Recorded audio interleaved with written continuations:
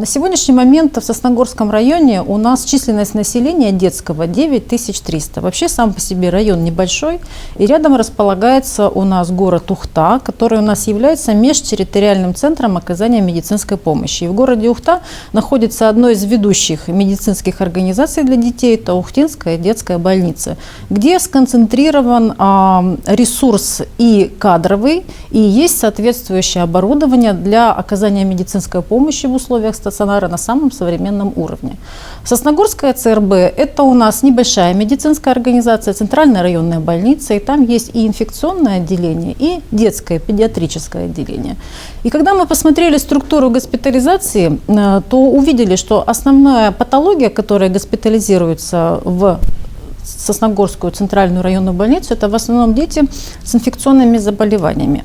А дети, которые страдают серьезной какой-то соматической патологией, они всегда традиционно госпитализировались в Ухту, в Ухтинскую детскую больницу.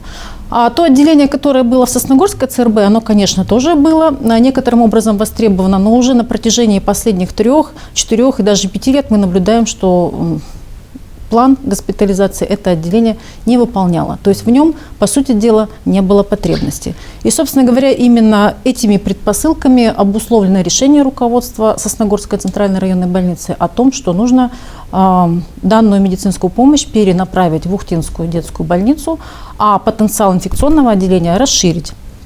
И на сегодняшний момент в инфекционном отделении у нас было 15 коек. Из них 5 это были детские и 10 для взрослых.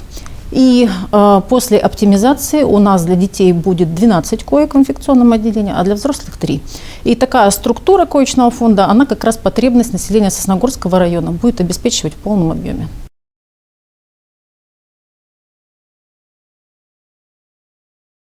Но когда мы анализируем именно структуру госпитализации, мы видим, что я же говорила, что план не выполняла у нас Сосногорская ЦРБ из года в год, то есть потребность, реальная потребность с учетом интенсивности госпитализации, которая на сегодняшний момент мы предъявляем, а там было достаточно 5 коек для населения, для детского населения Сосногорского района. То есть теперь эти объемы с учетом перераспределения на инфекционное отделение и на Ухтинскую детскую больницу мы потребность детей Сосногорска обеспечиваем в полном объеме.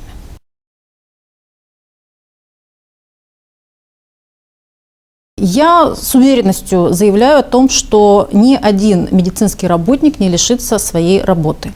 На сегодняшний момент врач-педиатр, он переходит на работу на педиатрический участок, а медицинские сестры, которые работали на посту, они будут направлены, они уже дали свое согласие на работу в детские, дошкольные и школьные учреждения, где на сегодняшний момент существовал острый кадровый дефицит, работали совместители, теперь там будут постоянные медицинские работники.